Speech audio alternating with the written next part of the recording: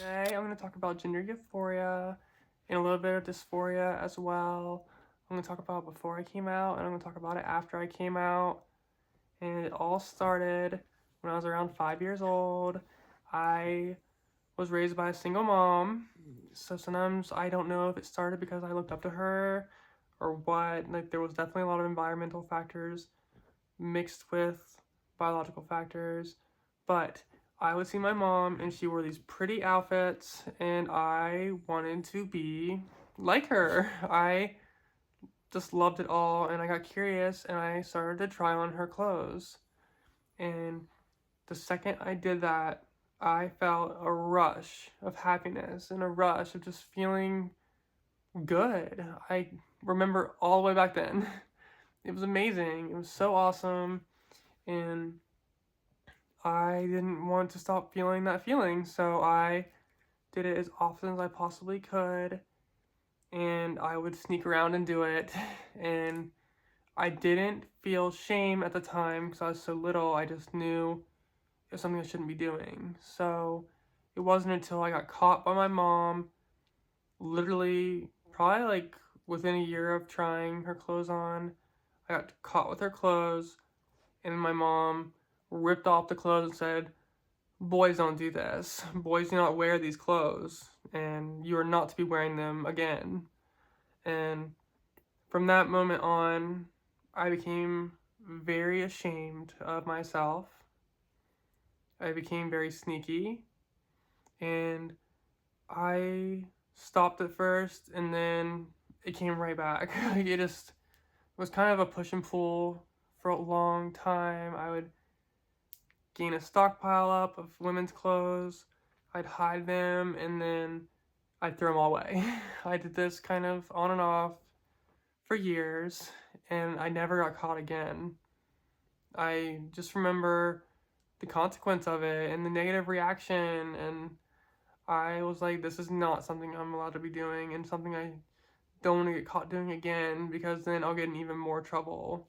So, yeah, that's like what started like the euphoria dysphoria stuff because I would get so ashamed after I had this huge euphoric moment that I would be like, what's wrong with me? Why am I doing this stuff when I know I shouldn't be? And it's just a lot of mixed emotions, and I kind of buried it down as much as I possibly could. I just, I don't know. It was something that I just don't really know how to explain at first because you're just so confused by the decisions that you're making. So that went on for a while, and it got to the point where these euphoric moments were led by extreme dysphoria, like absolutely like dark dysphoria. I look in the mirror and I would start crying.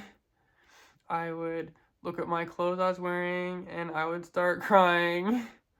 I remember any kind of major event where I had to dress up, I got very upset. I absolutely despised men's dress clothes. They really bothered me to see all these pretty women wearing whatever they wanted. There was like literally zero rules. And I wanted that. And I'd go to the men's section. I remember all I saw was black and white. And I looked in the women's section and I saw like beautiful colors of every single spectrum of the rainbow. So yeah, I just remember that feeling, and whenever I could, I would grasp that euphoric moment wearing women's clothes with all my heart. I loved it so much, and it brought me a lot of joy. And so, as I got older, I wasn't able to do it as much. So, what did I do to kind of like maintain that euphoria? I would take pictures of myself like wearing those clothes, and that would help me because when I couldn't do it, I'd like open those pictures up and just look at them and be like, here you are, like you're dressed up here, like this is something that made you feel good, and the pictures made me feel better when I couldn't dress up. So I know it sounds weird to do, but if you take pictures of cute outfits that you're wearing, you can look at them and be like, that's me, and just kind of like get that small little ounce of euphoria whenever you're feeling dysphoric. So that is something I recommend. It's weird, and you can get caught if someone finds your pictures, so be careful with that, but it got me through a lot. And just recently I went through like my pictures, and it's just so mind-blowing because I don't do that anymore, and I don't need to do that anymore. But before, it saved me to like have this like documented journey of me behind the scenes. So I knew who I was to myself. Like no one else really knew, but I did know. Like as I grew up, I just kind of like looked at those pictures and I'm like, that was me at this moment in time.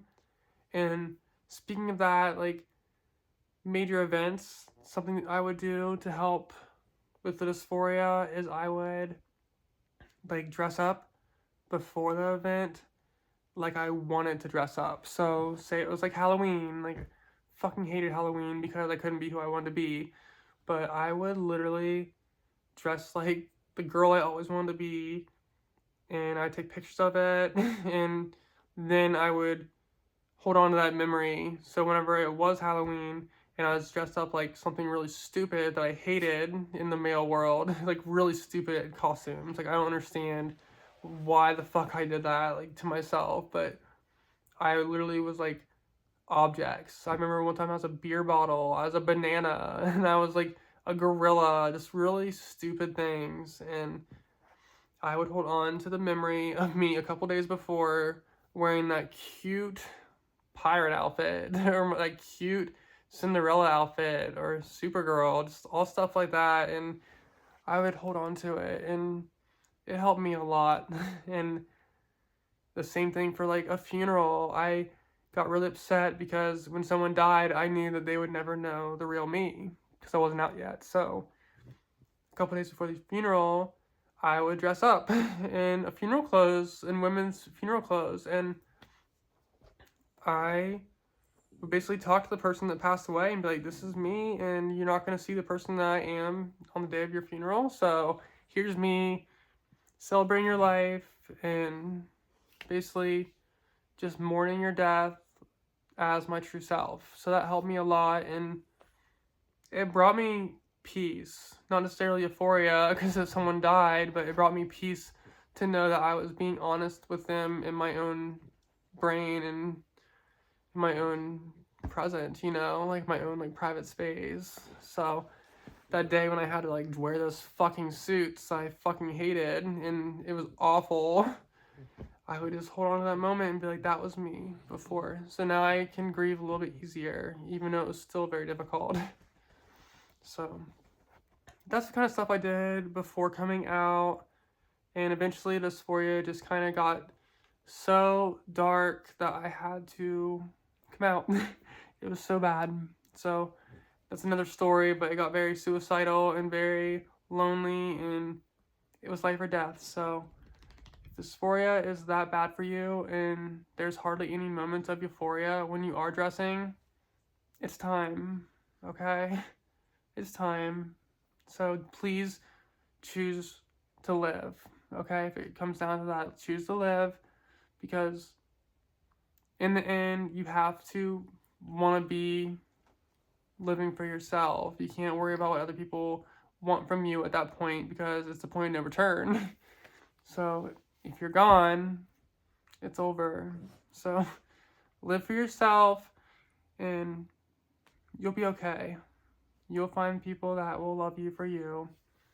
So that kind of got depressing, but now I'm going to go to after I came out. So I first came out of work, and that was crazy. Like my euphoria that day was wild. I remember like filming a video in my car directly after that day and how like charged up I was. I was so happy. Guys, I'm back, and I went a whole day at work as me. I'm so freaking excited. I can't believe it. I am pumped, like beyond pumped, and I can't believe how easy it was just to be myself. I really didn't see that coming, and I'm gonna talk all about it when I get home, okay? Alright, see you in a couple minutes. I've gone through life, and I thought what I was doing was normal, and how I was acting was normal, but it wasn't normal. And when I'm going to work like this now, I can already feel it being more natural and just easy. Like, it's so easy now, and that just shows that I am transgender, like, 100%. Like, I knew I was before, but I'm just saying, like, whenever you're, like, put in the position where you've worked there for 10 years, and this is my first normal day. My first day, just easy. I'm so happy and so excited to just be myself for once, a whole entire day, like exactly how I wanted to be. It was my choice. For once, I was in control of my life. So Euphoria literally like exponentially grew. It was something I never experienced before, and it was really just a moment of clarity in my life and which direction that I wanted to go. And I want that for all of you. I really do, because after that moment of time, the highs got higher and the lows got like dampened basically. I didn't have as many lows as I had before. Still had them. But yeah, so after the whole work thing, I did the coming out to family thing, and that was pretty crazy. I still don't really feel completely normal around my family, so I kind of don't go around as much until I do feel normal. But I still go, it's just not something that feels natural still compared to me being at work. And I think a lot of that's because I'm in a big city and people see a lot of stuff in big cities and they literally experience every type of person, and it helps a lot. So I don't know, hopefully that gets better over time, but right now I'm doing really well and it just gets better and better, and it's been a couple years now, so I'm at this point where Euphoria is just like for different reasons. Like every new experience that I have as a girl is euphoric, and I just can't believe how doing the real simple things just... Sorry, my dog's literally being crazy now. Typical. But I just can't believe how these things just are so amazing now. It's little tiny things that I used to do before are 10 times better, and I'm like, oh, I get to do that as a girl now. Oh, I did that as a girl now. So I've kind of like checking some boxes off of things that I used to do that I didn't really like because I wasn't myself, and now I can do them comfortably, and it's very nice, and peaceful is definitely a word for it. So I am at an all-time high in Euphoria right now. It took a long time to just get like absolutely perfect with it, but it's very close. And that makes me just think about 10 years from now. Like, imagine it. Like, I don't think I'm gonna think about my gender at all at that point. Like, I already have so many moments in time where I forget that I'm transgender woman. I just feel like an actual woman in this world, and I am, but people around you in the world just make you think you're not. But I am, and it's just so nice to finally not think about it. So I want that for all of you, and this video is like really for those people that are watching this video in private. I have been there. I know it's scary, and I want you to know that that moment in time is temporary, and you can get to this point, and you can learn to surround yourself with people that make you feel normal, and you can live a comfortable life being transgender. So I am here for you. If you need to talk, I'll talk you through it as much as you need.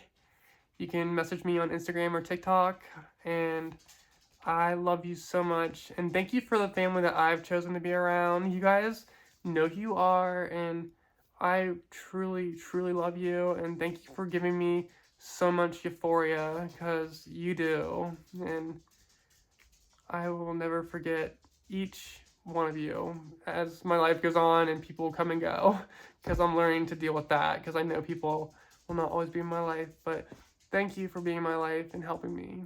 So, love you guys, and I will talk to you in the next video. Sorry my dogs were absolutely insane. They're like licking each other and pitter-pattering and all that shit. So, alright.